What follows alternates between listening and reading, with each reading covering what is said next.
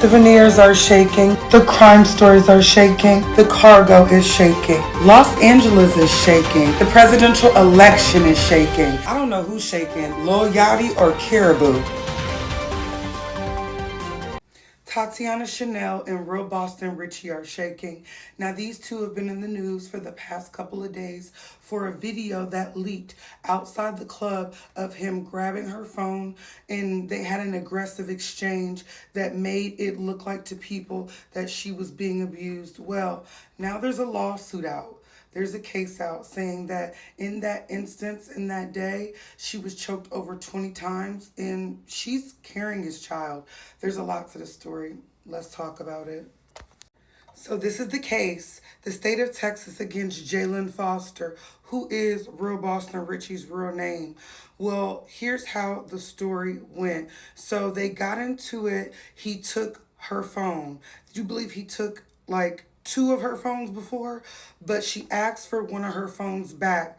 They ended up getting into it where he choked her out, choked her to being almost unconscious, to where she regurgitated in the car. She was dizzy. She was passing out. She thought she was going to lose her life.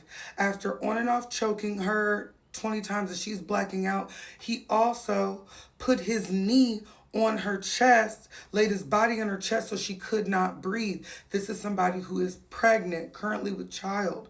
So his charges are assault, family violence, impending breathing. He tried to take her life. He tried to choke her out. Now, this is part of the report that's quite small. I'm going to read it for you. The complainant stated that when she got out of the vehicle, the defendant, Real Boston Richey, had exited the vehicle and pushed her into the second row of the vehicle. He arrived at the location and began to choke her with both hands around her neck. The complainant stated that the defendant had choked her for approximately 6 to 10 seconds, choking her approximately 20 times in 2 hours.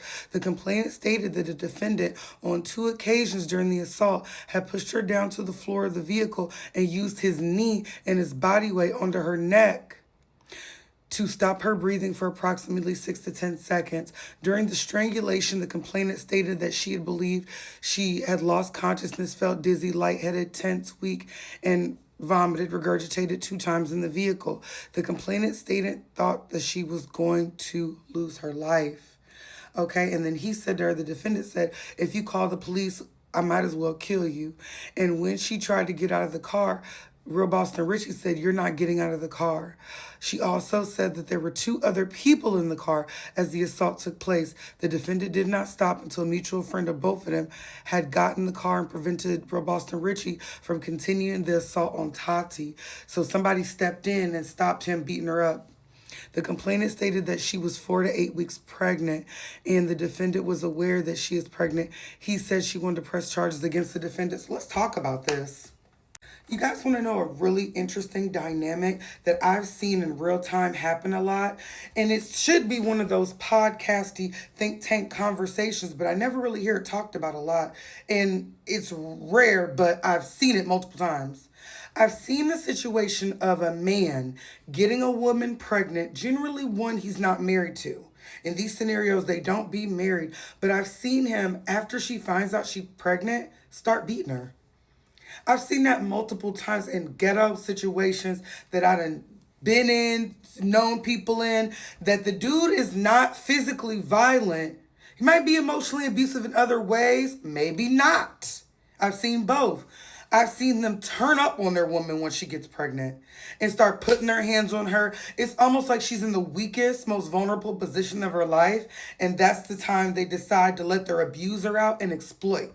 So I wonder if it's one of those situations like he almost wasn't acting like this until she got pregnant. He found out she was pregnant. Now I can start putting my hands on you because you're really not going anywhere. I have full-blown control over you and your autonomy because my baby's in you. I wonder what that's about, what kind of mind, psychological break, power control thing that is. Well, this young lady was born in 2007, and I remember 2007, okay? Literally, probably every day of 2007. Can I be honest? And she has the body of a beautiful grown lady. She's 19. She's been with him since she was 17 years old. Now, you're also talking to somebody, me, that has had this body since I was 17 years old as well. You feel me? There might have been a little bit bigger, but and it might have been different clothes, but this is the same body. Okay? That's black women. A lot of black women, women of color. We are African women. It's in our genealogy. We have bigger bones and we develop earlier, not because of any weird sexualization of the European eye, but of actual genetics. We're just thicker people. Sometimes, we just get bigger quick.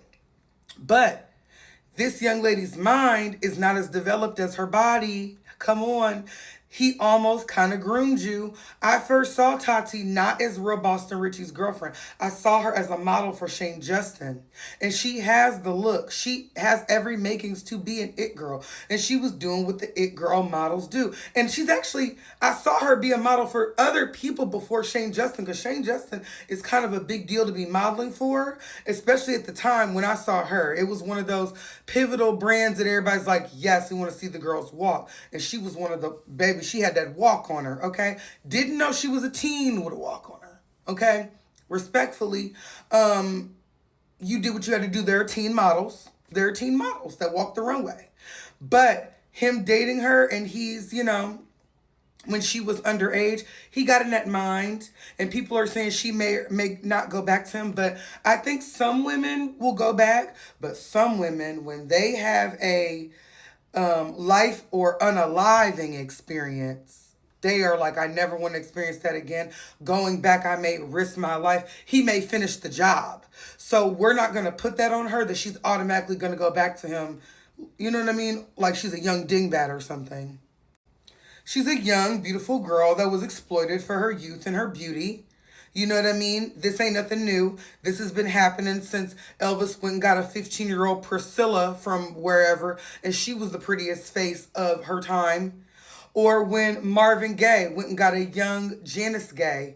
You know what I mean? The 17-year-old daughter of one of his workers, and they like basically sold Janice Gaye off. You know what I mean? Baddie. In the 1970s, they said nothing. They said she's cold. When Jerry Seinfeld was messing with that young Jewish girl who was like 16, 17.